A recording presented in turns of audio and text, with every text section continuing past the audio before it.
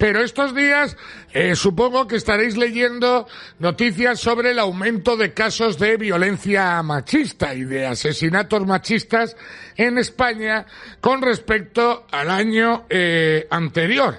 Han aumentado los asesinatos machistas, han aumentado las agresiones sexuales. Hay un dato estremecedor y es que los delitos sexuales entre los menores ha aumentado un 169%, y todo esto en cierta medida a cualquier español que tenga una mente normal y no enferma, a lo único que le lleva es a pensar en todos esos miles de millones que desde hace unos años se están lapidando bajo el negocio político y económico del feminismo y de la supuesta protección de la mujer. Es cojonudo, porque me imagino que muchos de vosotros os habréis enterado que la noticia el 1 de enero fue que una mujer intentó matar a sus hijos envenenados en Baracaldo, y que el 2 de enero la noticia fue que una mujer asesinó por envenenamiento a su marido y se ahorcó en un piso en Fuenlabrada. Estos casos, para esta tropa de sectarios, esto no es violencia machista, esto es otra cosa. Esto no tiene casi ni valor, ni importancia, ni merece en muchos casos y en muchas ocasiones, tristemente, la solidaridad de toda esta chusma sociocomunista que ha hecho del sufrimiento de algunas mujeres un vergonzoso, vomitivo negocio político, electoralista y también económico, porque esta peña no lucha contra el problema. Esta peña se lucra a cuenta del problema. Y eso es dramático. Lo que estamos viviendo en España, con una pila de peña llevándose dinero a los bolsillos a cuenta de la muerte y del sufrimiento de algunas mujeres, es absolutamente vomitivo. Y es que, además, lo poco que estén haciendo, lo están haciendo mal. Y la ley del sí solo es sí, o como buenamente se llame, es la prueba más evidente. Ya van 133 violadores o agresores sexuales que han visto rebajada su condena. 17 de ellos están ya en libertad. No hay un país occidental, no hay un país civilizado que aguante esto. Y lo sabéis. No hay un solo país en el planeta donde su gobierno apruebe una ley para proteger a las mujeres y que la ley lo que haga es beneficiar a los violadores y que no tenga que dimitir, no solo dimitir el gobierno, salir por pies y de madrugada en un avión a un país del extranjero. Es decir, huir. Y la chusma que ha aprobado una ley en este país que ha permitido que 133 violadores o agresores sexuales se estén beneficiando en la cárcel o saliendo a la calle, que es terrible, pero terrible, que es la mayor aberración que yo recuerdo en democracia en este país, siguen el gobierno y lo que es todavía peor, siguen dándonos lecciones morales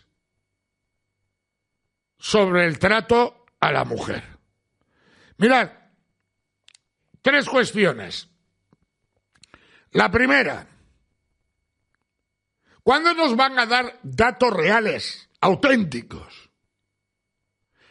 para focalizar esa violencia machista de una manera más concreta y certera? ¿Por qué no nos dan los datos de quiénes son los agresores, dónde han nacido, si son originarios, si han venido de fuera, qué edad tienen? Porque a lo mejor, si pudiésemos analizar esos datos con un un poquito de rigor, estaría infinitamente más focalizado el problema y los recursos se pudieran canalizar de una forma más focalizada hacia algunos ámbitos, o tomar medidas legales o de otro tipo que pudieran ayudar a minimizar esas cifras. Pero no les interesa. Eso no les interesa. La segunda, el dinero no hay que gastárselo en gilipolleces como pintar bancos de morado, buzones de correos con colores arcoíris, mamandurrias, gilipolleces y chorradas varias, que ya estamos comprobando en nuestras propias carnes y con resultados, que no aportan absolutamente nada y que no frenan el problema. El dinero en educación.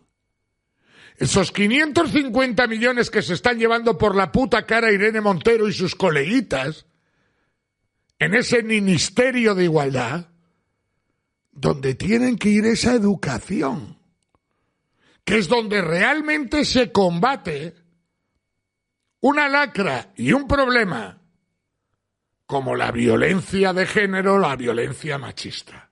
Educación, educación y educación. Creando asociaciones, llenando los bolsillos de los medios de comunicación con anuncios y con todas las gilipolleces que sirve para que se llenen el bolsillo sus colegas,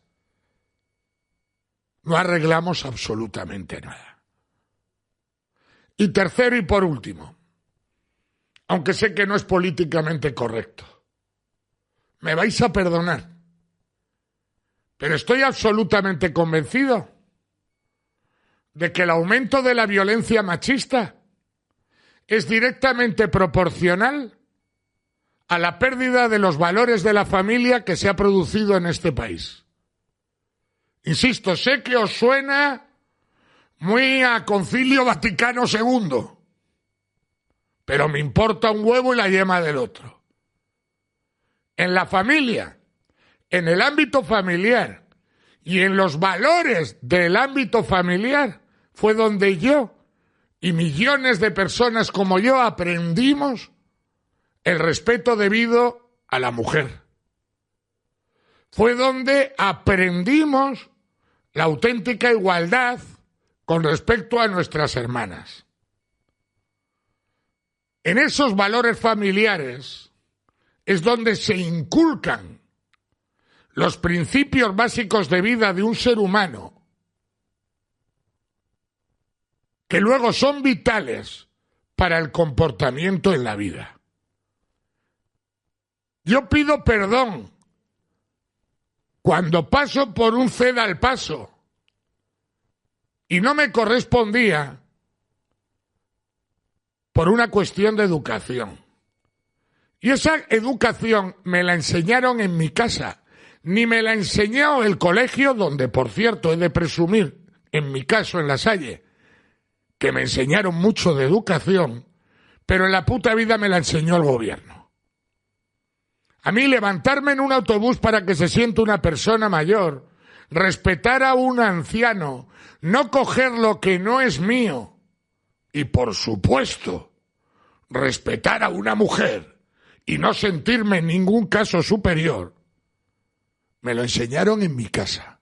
Formaba parte de toda esa educación y de todos esos valores que en la España en la que yo me crié, uno recibía, absorbía y mamaba entre las cuatro paredes de su casa, a través de su padre, de su madre y en muchísimos casos de una sabiduría perdida que era aquella en la que habitaban 3 generaciones en un domicilio, abuelos, padres y nietos, que eso ya brilla por su ausencia, pero yo me crié en una sociedad donde convivían 3 generaciones en una sola casa.